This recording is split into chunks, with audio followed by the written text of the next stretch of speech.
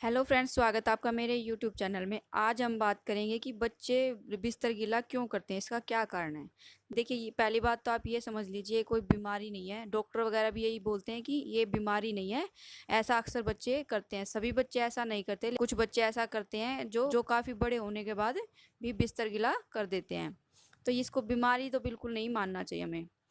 तो फिर बच्चे बिस्तर गीला क्यों करते हैं, इसका भी कारण है। देखिए, कुछ बच्चों का अपने मूत्राशय पर नियंत्रण नहीं होता, जिस वजह से बच्चे बिस्तर गीला कर देते हैं। देखिए, सभी बच्चों का शरीर एक तरह से विकसित नहीं होता। कुछ बच्चों का समय पर विकसित हो जाता है और कुछ बच्चों का शरीर थोड़ा सा लेट विकसित होता है। जैसे कि हम सभी जानते हैं कि कुछ बच्चों के दांत समय पर आ जाते हैं, लेकिन कुछ बच्चों के दांत थोड़ा सा लेट आते हैं। इसी तरह बच्चे चलना भी कुछ बच्चे लेट चलना सीखते हैं, कुछ समय पर चलना सीखते हैं। तो ये भी उन्हीं में से एक है। देखिए, बच्चों का शरीर वयस्कों के शरीर की तरह विकसित नहीं होता, वो धीरे धीरे विकसित होता है।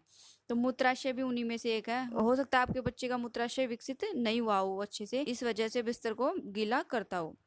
देखिए, कुछ बच्चे जो हैं जल्दी विकसित हो जाते हैं, लेकिन कुछ बच्चे समय लेते हैं।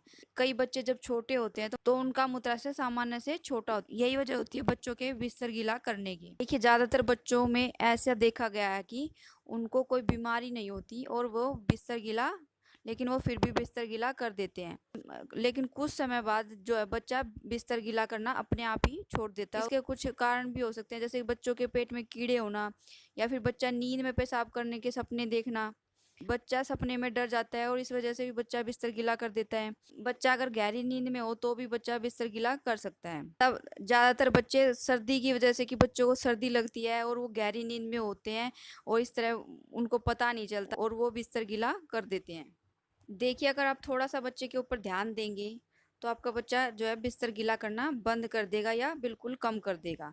जैसे कि बच्चे को रात को सोने से 2 घंटे पहले दूध या कोई तरल पदार्थ देने से बचें, या फिर बिल्कुल कम मात्रा में दें। क्योंकि बच्चा जब अगर दूध पीते ही सोता है तो बच्चे को ज़्यादा पेशाब आएगा। रात को बच्चा जब बिल्कुल सोने के लिए बिस्तर पर जाता है तो उससे पहले बच्चे को पेशाब करवाने की आदत डालें। फिर आपको एक इस बात का ध्यान रखना है कि बच्चा सोने के बाद कितने घंटे के बाद जो है पेशाब करता है, बिस्तर गीला करता है। जिस समय आपका बच्चा रात में बिस्तर गीला करता है, उस समय से आधा घंटा पहले का आप अलार्म लगा सकते हैं और उस समय बच्चे को उठाकर आप पेशाब करवा सकते हैं। इस तरह आप 1 से 2 बार रात में उठाकर बच्चे को पेशाब करवाएं, जिससे कि बच्चा बिस्तर पर पेशाब नहीं करेगा।